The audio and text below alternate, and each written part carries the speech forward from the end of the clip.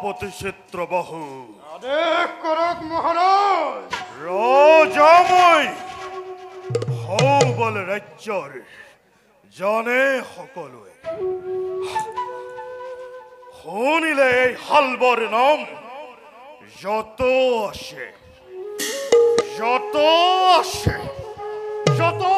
আছে ৰাজেন্দ্ৰ মণ্ডলী ভয়তেই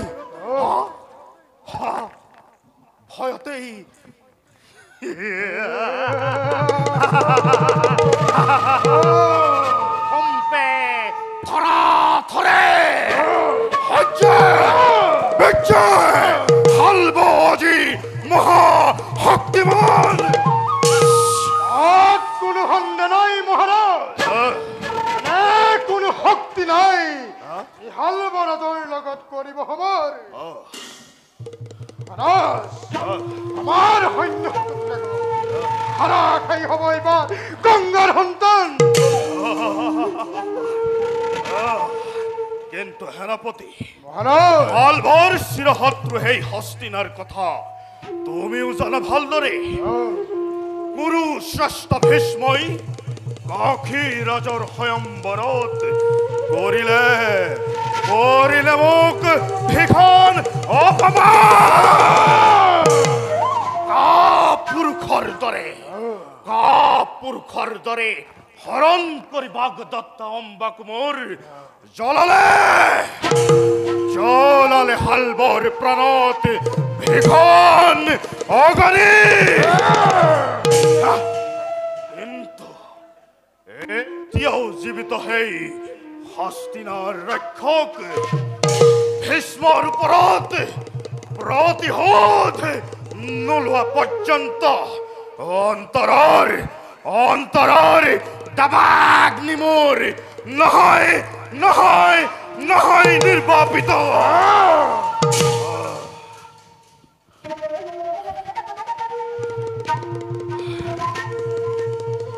চিন্তা নকৰিব মহাৰাজ, আমাৰ সৈন্য বলৰ লগত নোৱাৰে তিষ্ঠিব এই গংগাৰ সন্তান। আজ্ঞা কৰক মহাৰাজ, এই মুহূৰ্ততেই প্ৰস্তুত কৰি দৈত্য সেনাগণ হস্তিনাৰ আক্ৰমণৰ বাবে।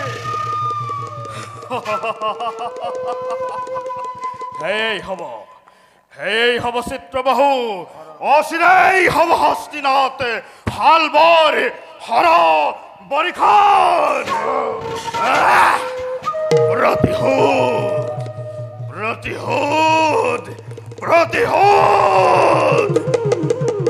প্ৰতিশোধৰ ভীষণ গণিত।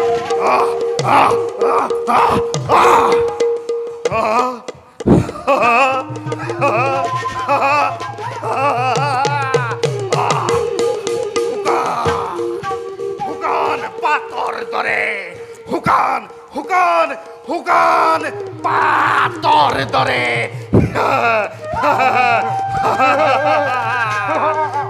ডাব ডাব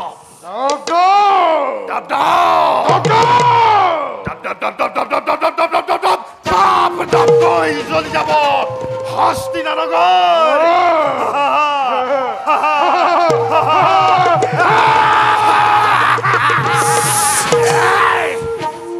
বলা সেনাপতি এবে যাও আমি শুদ্ধ যাত্রার করব আয়োজন ডিডি ঢাই ডিডি ঢাই ডিডি ঢাই দিনাও ডিডি ঢাই ডিডি ঢাই ডিডি ঢাই দিনাও ডিডি ঢাই দিনাও ডিডি ঢাই দিনাও